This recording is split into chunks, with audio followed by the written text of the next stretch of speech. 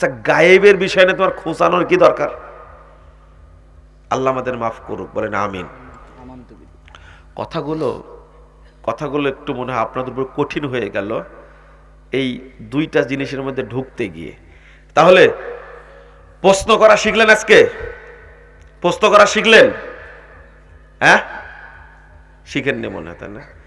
আপনি আবারও গিয়ে জিজ্ঞেস, আচ্ছা হুজুর বলেন তো দাজ্জাল কোথা থেকে বের হবে?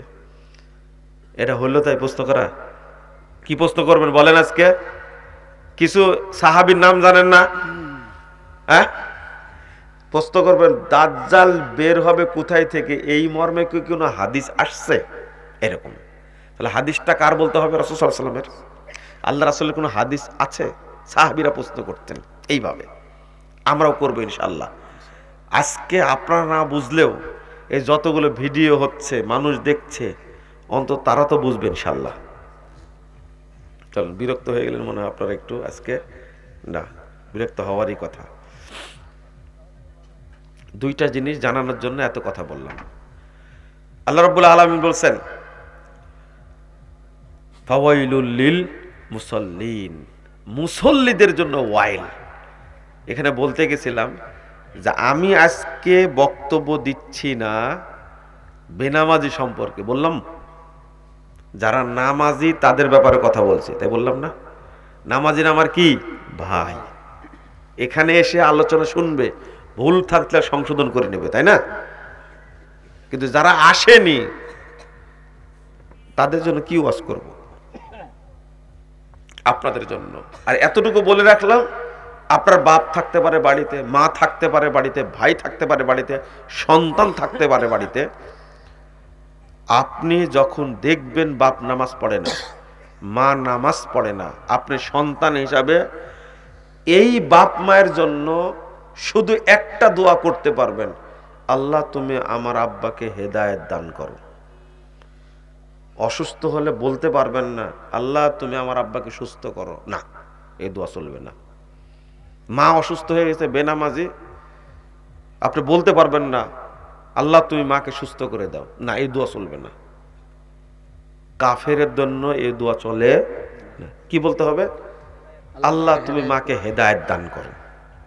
অসুস্থ হয়ে গেছে, মেডিকেলে আছে, কাতরাচ্ছে, কিন্তু বলতে পারবেন না আল্লাহ তুমি আমার মাকে তাড়াতাড়ি সুস্থ করে দাও, না, রহমতের জন্য দোয়া করা যাবে না। এত কঠিন মাসালা। আপনি সন্তান হিসাবে আপনার বাপের জন্য কাফন কিনতে পারবেন না। কি কিনতে পারবেন না? কাফন কিনলেই এই কাফনের হিসাব দেওয়া লাগবে আপনাকে। বেনামাজি ও কাফের। মাসালাটা কি বুঝতে পারলেন আপনারা? এটাই মাসালা। আপনি মনে করছেন যে কি ব্যাপার? যারা রমাজানে সিয়াম পালন করে, নামাজ পড়ে, কিন্তু অন্য মাসে পড়ে না, তারা মুসলিম না কাফের? কাফের। এরা মুসলিম না। আপনি যাদেরকে মুসলিম বলছেন আপনার ধারণাটা ভুল। 2 নম্বর, যারা জুমার নামাজ পড়ে তারা মুসলিম না, তারা কি? কাফের। আজকে ভালো করে জেনে নিন। আর নামাজিরা যারা সালাত আদায় করে তারা কখনোই বেনামাজি জানাজা যেতে পারবে না। আর যদি আপনি আপনার মাকে কাফন পরায়া মসজিদে নিয়ে আসেন জানাজা করার জন্য, আগে শাস্তি হবে আপনার। কার? শাস্তি হবে আপনার। কথা কি বুঝতে পারছেন আপনারা?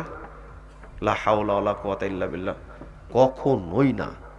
আপনার মা মারা গেছে বেনামাজি, যাবেন না মায়ের কাছে। এখন আপনি বলবেন তাহলে তাকে রাখবো কোথায়? রাখবেন আপনার জমি আছে না, মাঠে, বা জঙ্গল আছে না,